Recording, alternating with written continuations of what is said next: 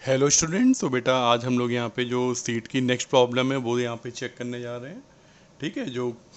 तो बेटा ये जो शीट आपकी है जिसमें सारे रिकर्सन के क्वेश्चन दिए हैं, तो पहली चीज़ मैं बता दूं बेटा, इसमें ज़्यादातर प्रॉब्लम्स ऐसी हैं जो बोर्ड एग्जाम्स में अपीयर हुई हैं। ठीक है। जैसे ये वाली जो प्रॉब्लम हम लोग करेंगे ये भी एक सिंपल प्रॉब्लम है। ठीक है। और ये बोर्ड्स में आई है। तो देखते हैं पहले प्रॉब्लम क्या है। तो देखिए प्रॉब्लम में क्या बोला गया है कि एक क्लास है Palin has been defined to check whether a positive number is a palindrome number और नॉट। Okay class.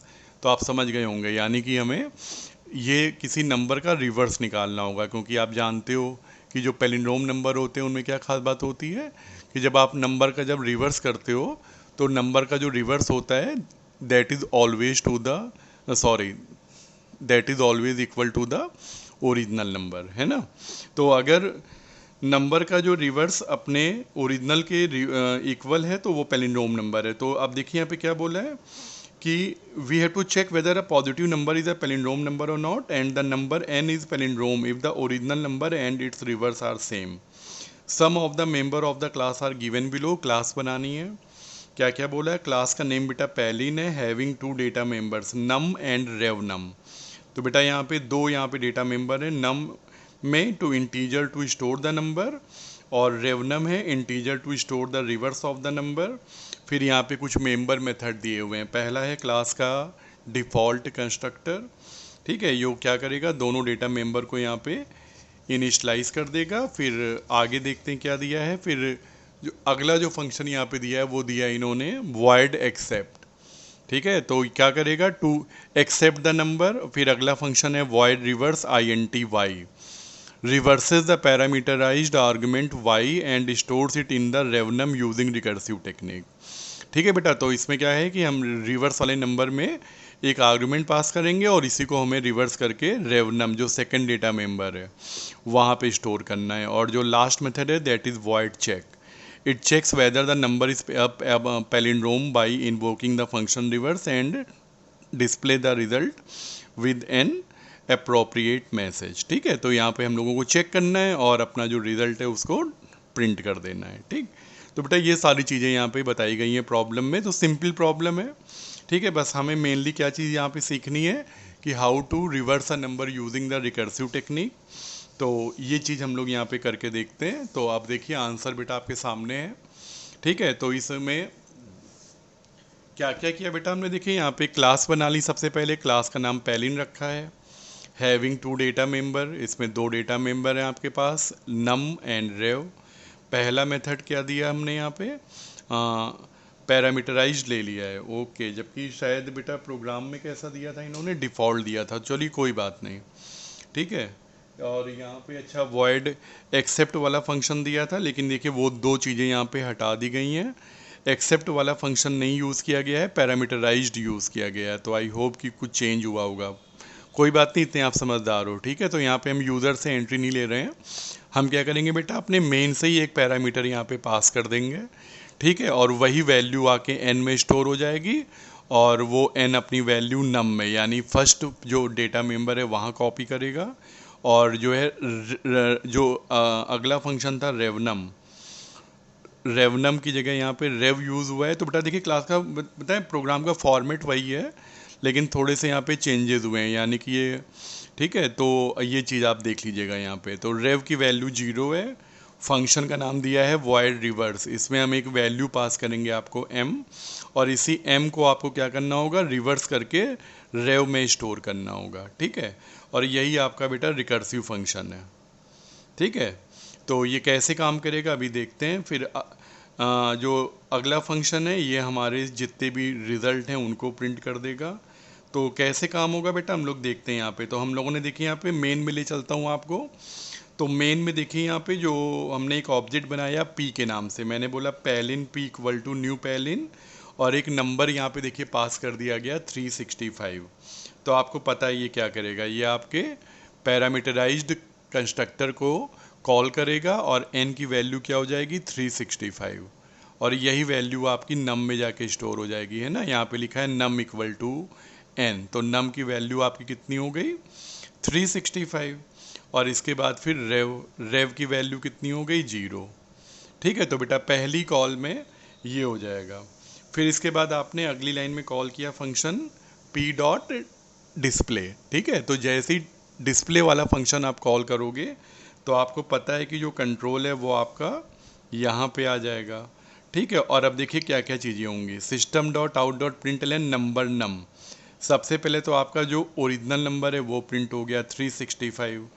अगला काम क्या करना है अब आपको, रिवर्स नम। अब आपने बेटा अपना जो रिकर्सिव फंक्शन है ये कॉल कर लिया रिवर्स, और इसमें नम को पास कर दिया, ठीक है। अब ये क्या करेगा बेटा, ये जो नम वाली वैल्यू है ये नम अपनी वैल्यू जाके एम में स्टोर कर देगा। तो एम कितना हो गया आपका 365, ठीक है। अब ये 365 जो है आपका रिवर्स होके कहाँ स्टोर हो जाएगा, रेव में, और क्या वैल्यू बन जाएगी आपकी ये 563, ठीक। अब जब आप आगे आओगे और इसका प्रिंट करोगे रिवर्स तो क्या आंसर आएगा 563।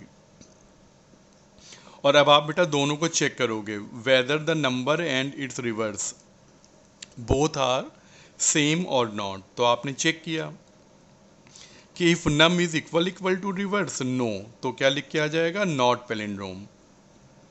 और यहीं बेटा सपोज अगर आपने जो नंबर है ये आपने अगर ये पास किया होता 565, तो आपको पता है कि इसका जो रिवर्स आता है ये भी कितना आएगा 565।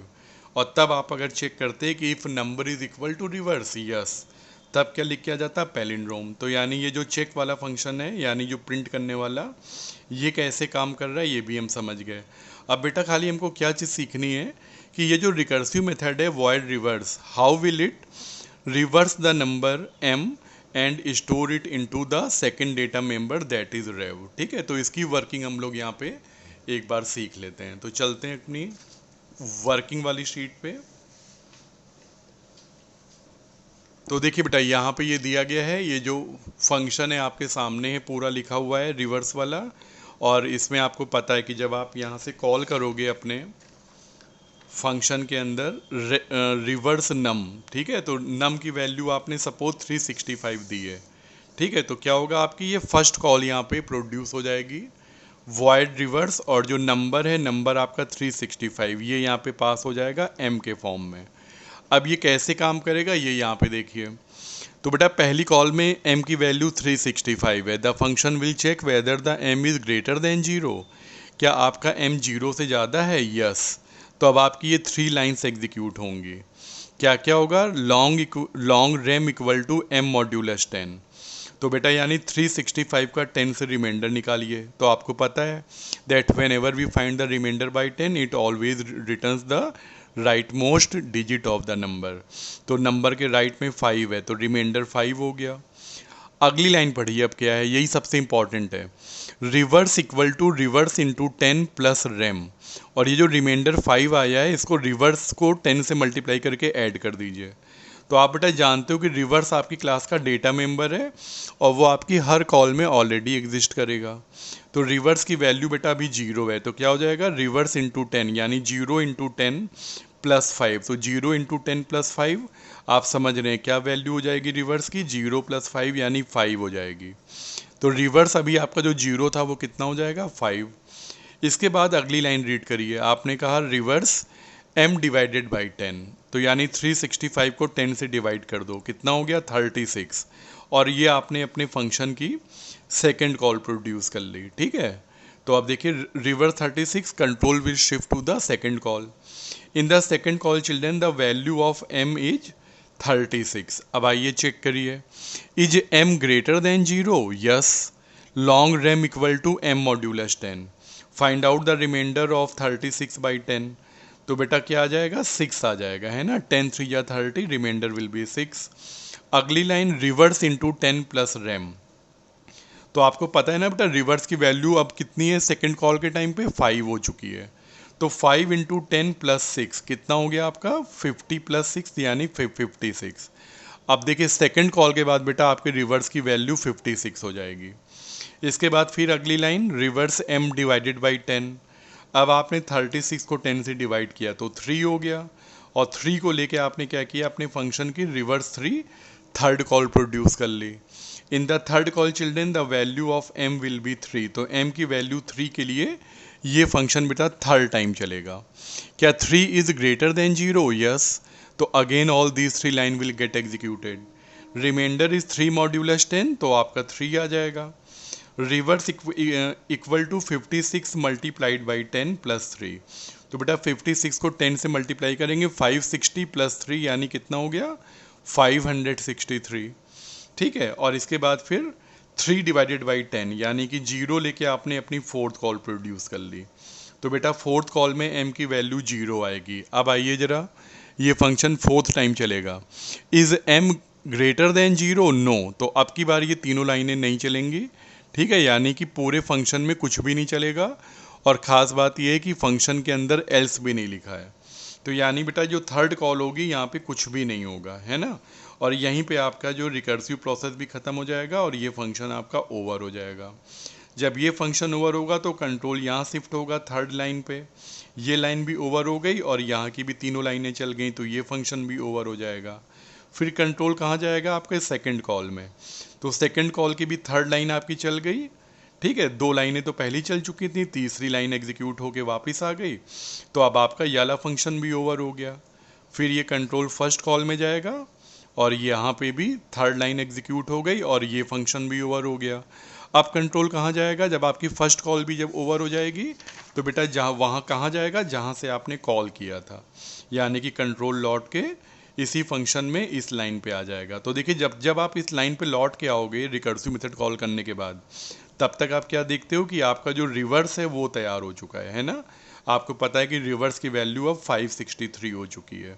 तो अब अगला काम आप क्या करोगे, रिवर्स प्रिंट करोगे, फिर दोनों को चेक कर लोगे कि whether the original number is equal to reverse और नॉट, और फिर accordingly you will print the result. सही है ना। तो ऐसे बेटा आपका ये वाला काम यहाँ पे इजीली हो जाएगा, ठीक है। तो आई होप कि समझ में आ गई होगी प्रॉब्लम। तो अब जो है शीट में एक प्रॉब्लम और बची है फर्स्ट शीट में, तो ये हम लोग मिलेंगे जब अगली क्लास में, तो वहाँ पे बेटा उसको सॉल्व करते हैं, ठीक है। Okay, thank you very much.